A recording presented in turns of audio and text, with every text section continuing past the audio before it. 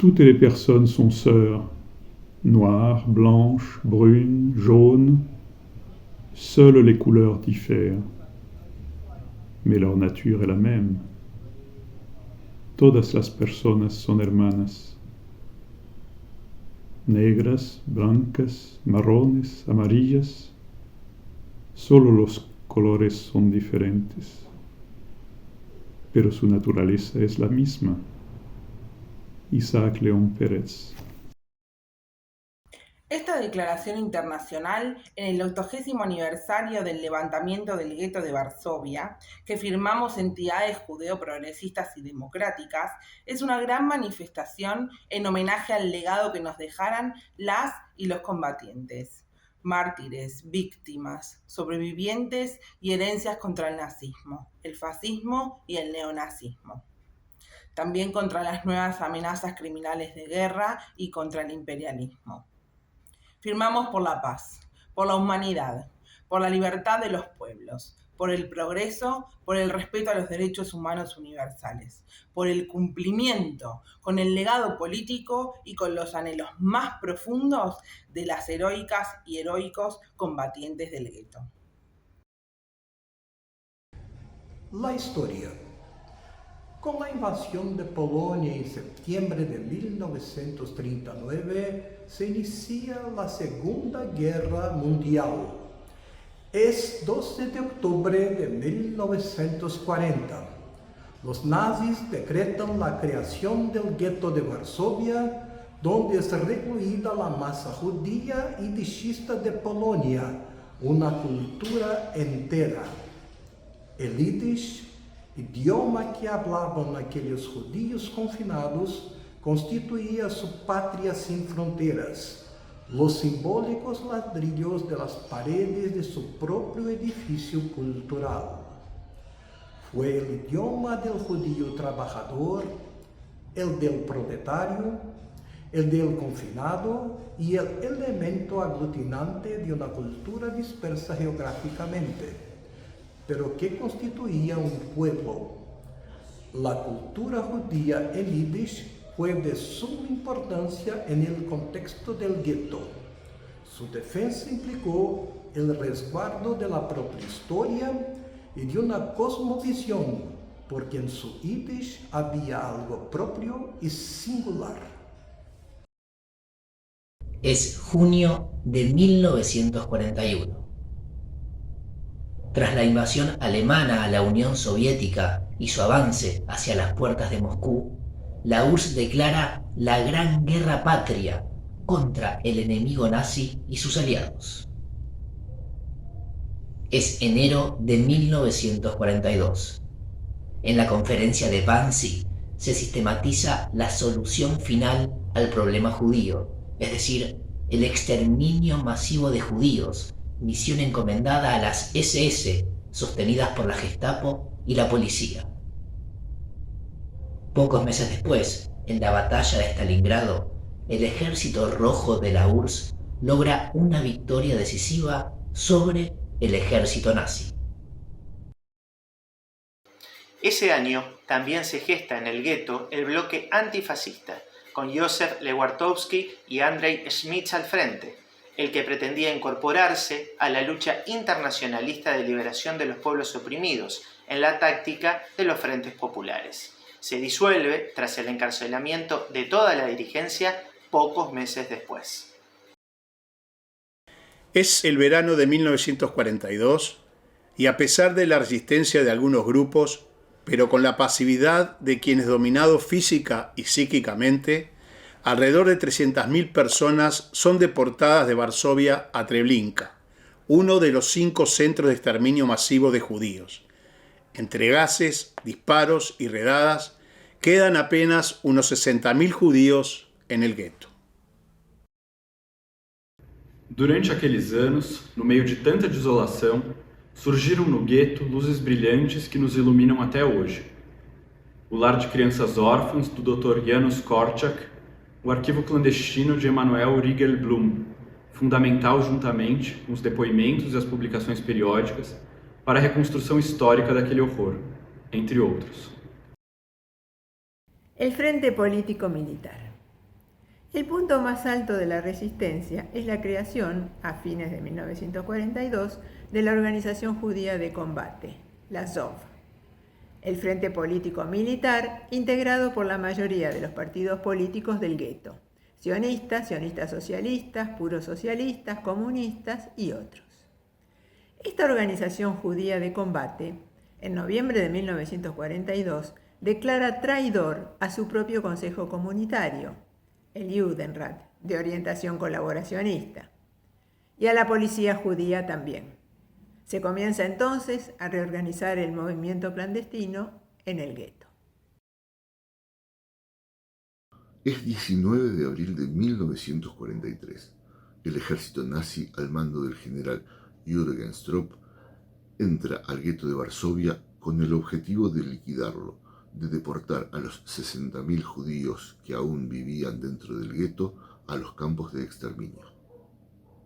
Ese día, ese año, se iniciaba la celebración de Pesach, una importante fiesta judaica en la que se conmemora la liberación de los esclavos judíos en Egipto. Evocando el mensaje de libertad que esa festividad representa, se inicia el levantamiento. La Organización Judía de Combate, con Mordejai Anilevix a la cabeza, más tarde sucedido por Marek Edelman, y constituida en gran parte por jóvenes que no superaban los 22 años, organizó y empezó la resistencia casi sin armas y con solo la voluntad de lucha. Así como estos hombres, también estuvieron presentes luchando en el frente las mujeres, como Nyuta Teitelboim, Rosa Rosenfeld, Zoya Lamaika, Ludka Z. Arbeitzman, Reña Niemetza, Margosia Salstein, Esther Berensolz, Sonia Papierbuch, Alinka Reuchmann, Zoya Berzinska, Sheine Feingold, Emilia Landau. Sabían que no luchaban por su vida, sino por la dignidad del género humano mismo, por el respeto propio, por la igualdad, la libertad y la solidaridad. Para quienes combatieron, no se trataba de luchar buenos contra malos, sino de plantarse ante sus verdugos dóciles o rebeldes. En la actualidad, ante el resurgimiento del nazifascismo rearmado a escala mundial y ante el antisemitismo en creciente expansión y agresividad, esclarecer, difundir y recoger las enseñanzas dejadas por el histórico levantamiento es un deber ineludible e impostergable. Debemos educar para prevenir un posible próximo genocidio. El levantamiento. Los jóvenes habitantes del gueto iniciaron, desde las guaridas subterráneas, desde el búnker de Mila 18, una revuelta armada que duró 4 semanas, en condiciones desiguales, contra el ejército alemán. Su conmovedora fuerza simbólica es nuestra bandera.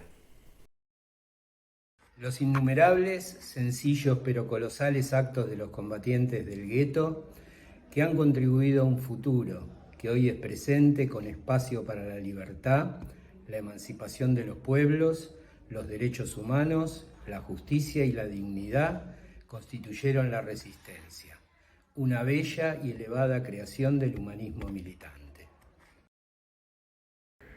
Uma lição para qualquer tempo. Que lição de vida nos foi deixada pelos e pelas combatentes? Eles e elas, frente à adversidade, priorizaram a unidade.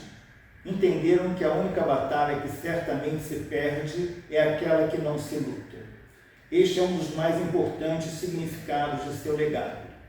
O levante do gueto de Varsóvia, que enfrentou a barbárie nazista, atualmente pertence ao patrimônio da humanidade. Hoy más que nunca debemos recordar a quienes combatieron en el gueto de Varsovia, rescatar sus valores colectivos, la vida, la dignidad humana, la rebeldía de oprimidos contra opresores, la libertad, la responsabilidad, la solidaridad, el respeto por la diferencia, la justicia y la igualdad.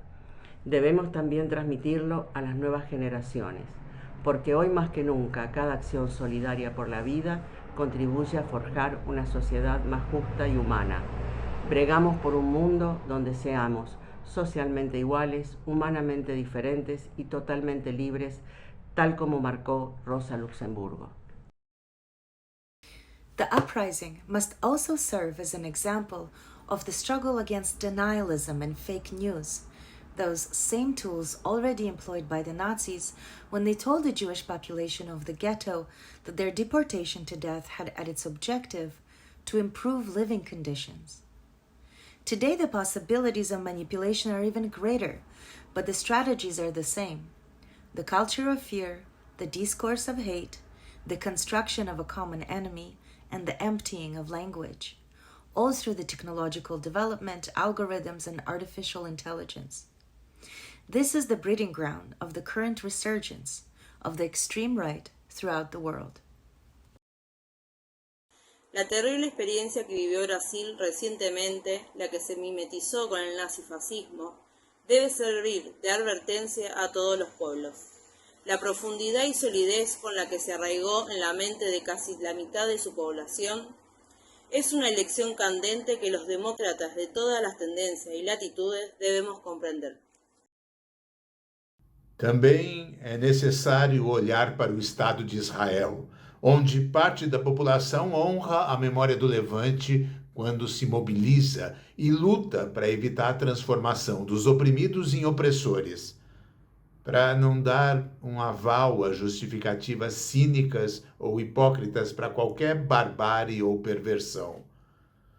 Como nunca antes na história da evocação do gueto, que já conta 8 décadas, lamentavelmente não há espaço para dúvidas. E isso nos gera uma grande preocupação sobre onde estão localizadas, naquele contexto, muitas das forças dirigentes que comandam a atual política de extrema-direita que guia o Estado de Israel. Essa política está gerando para o próprio Estado um destino incerto e perigoso, que pode implicar desde a destruição de seu sistema democrático até sua conversão em uma ditadura. Es necesario recordar que este año también se cumplen 50 años del golpe de Estado en Uruguay, 50 años del golpe de Estado Allende en Chile, 40 años de la restauración de la democracia en Argentina y 190 años de la ocupación británica de las Islas Malvinas. La conciencia del pasado ilumina los caminos del futuro. Nuestras organizaciones nacieron al calor de la lucha antifascista y se unieron para combatir el fascismo.